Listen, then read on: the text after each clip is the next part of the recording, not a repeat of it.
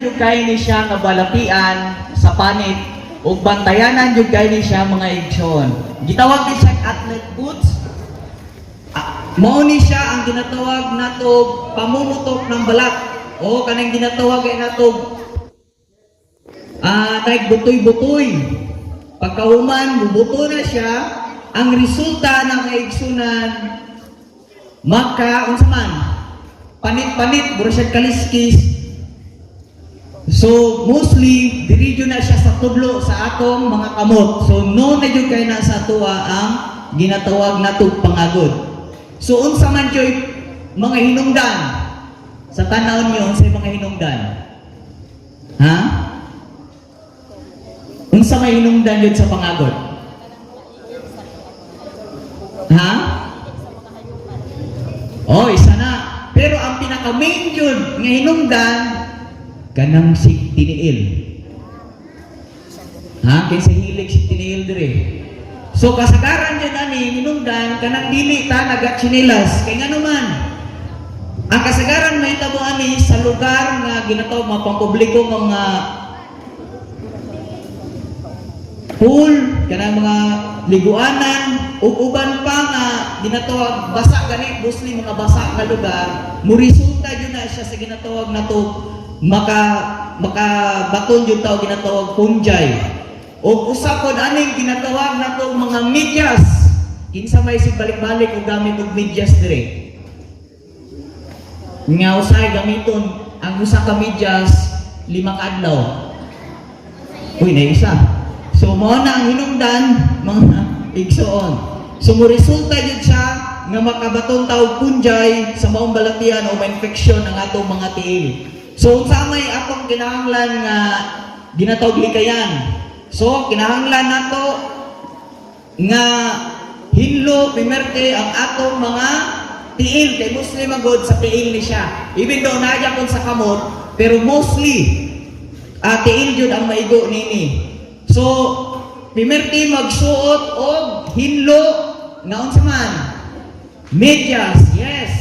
Dili balik-balikod laban og tarong unsa pa man gamit og chinilas dili magtiniil kumahimo magamit og sapatos dili ipahiram dili bisag kinsa mo gamit og uban pa nga mga medyas human kumahimo sa atong sulod sa CR kay basa man guning CR kumahimo na gyud tay suoton nga kaugalingon nga chinilas. O sa uban pa nga pampubliko nga mga liguanan o bisan asa ta nga tan-aw na to hugaw, importante yun ang naay tsinelas. Apan, mo ni ginaingon diri sa panahon nga naa na ang infection, bantayan na to katong atong mga tsinelas ug sapatos kinahanglan nato to siya ibulad usa ka oras sa usa ka semana. So, karon ato na nahibal-an ang mga kinahanglan likayan, tanaw na to unsa man ang ginatawag na to tambal gamit ang tubig ug ang tanom. So diri baging nang makabuhay unsay Bisaya ani? Yes, ka-bright sa mga bata. Panyawan, pait kayo ni siya. Nganon ni siya og unsa gay ang non ani? Kanang non panglutas. Panglutas o bata kay pait magayo. So mo ni siya ang gitawag panyawan. So magtagtad lang og isa ka roller. Human 5 ka baso nya painiton siya sa 15 minutes. So mo ni siya ang ginatawag nato human ang himuon ihumol ang tiil. Ihumol ang tiil sa makaya lang sa kainit. Ihumol ang tiil. Pag humol ito sa tiil, while gihumol, gamitan o dira bulak, nangutan ako kanina sa mga kauban, nga Sweetos Tagalog, unsa din yung bulak?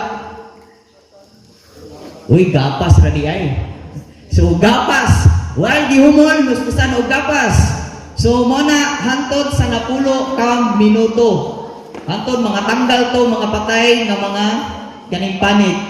So, ibabad kaduha sa maghapon ang na-infection nga ginatawag tiil. Kung dili man grabe kausa lang. So unsay uban nga likayan kumain mo, likayan nato nga dili gamiton sa atong naong sa atong kamot ang mga tualya o gigamit sa pagpunas. Unya kung grabe na yun ang alipunga lubang nakakahawa. So kung atong lang taon makatakod ni siya mga igsoon. So sa tanong, diretso ta sa tanong. Kinsa may nakailana? Yes, kasunting. Nanon siya sa tambal sa katong nagmapamapa. Oh, known siya sa up. So unsaon dira di ay? So unsaon dira kasunting? Dukdukon ang dahon. Kaning murang nangutana na pug sa mga kauban, kanang bata pagay nga dahon, dukdukon siya, human ang duga, pagahuman og humol sa ginatawag tiil nga nay pangagod, but-aplayan dayon siya o ginatuwag kaning ginatawag natong duga sa asunting. Next, kamantigi. Bulak ni siya. O salongga sa Bisaya. So unsa man magtadtad siyang bulak, pagkahuman og humol sa katong panyawan, unsa himuon? Itapal. Mura siya kikon gani. Taklap, ihampol. Oy, ihampol. So mo na siya sa kamantigi. Nabot tay balanoy o basel. So kaning balanoy, same yapon magtadtad, human ang duga, pagkahuman og humol, idiretso dayon og butang. Mo yapon ang iyang pagkabutang. Next. Uy, ahos. Ginaon sa maning ahos? Piloto. Ginaluto. So, sige na yung tagkaon na ning ahos, pero sa pagtambal, lahi ang pamaagi. So, ang ahos, usa ka butil. Kanang ginatawag na to, kana ganiyang lusok. So, ang yan lusok, tagtaron, pagkahuman, ikuskus dito sa naay infection. Kaduha, siya i-apply at usabit natin sa dalawang ulit sa maghapon. So, mauna siya ang mga tambal. Actually, daghan kayo unta o mga tanong nga tambal sa pangagod, pero di naman yun nato mahisgutan ang tanan. So, sa katapusan, adunay pagpahinundom ang balang kasulatan sa matag usakan nato. Hindi ba ninyo alam na ang inyong katawan ay templo ng Espiritu Santo na nasa inyo at ipinagkaloob ng Diyos sa inyo? Hindi ninyo pag-aari ang inyong katawan sapagkat bilhin ninyo kayo ng isang halaga. Kaya gamitin ninyo ang inyong katawan upang maparangalan ang Diyos. So sa kanunay, atong hinumduman, nga kini atong lawas, dili niya ang Ginoo tagiya. Atong ampingan. Kaya nga naman, kini atong lawas, importante ni siya, nga diin, giampingan ni sa atong buhi nga Diyos, ug dili ang gusto, ang Diyos nga ato ning dauto ng atong lawas. O ang nakanindot sa matag usa kanato, adunay tanong nga natural o tubig nga gihatag ng Ginoo sa matag usa kanato aron sa pagtambal nga dili ta bugasto og dagko nga kwarta. Kay pwede ra yun na siya mga herbal, ang ato lang sa kanunay ang pagpugi sa pag-apply. Kay hako yun ning mag-apply tag herbal, mas hako yun kaysa maputag butika inom diretso. Pero ang nakalamang lang yun is natural o dili ta makagasto. So moto nga atong lecture karong kagabi na ang Ginoo magpanalangin kanatong tanan.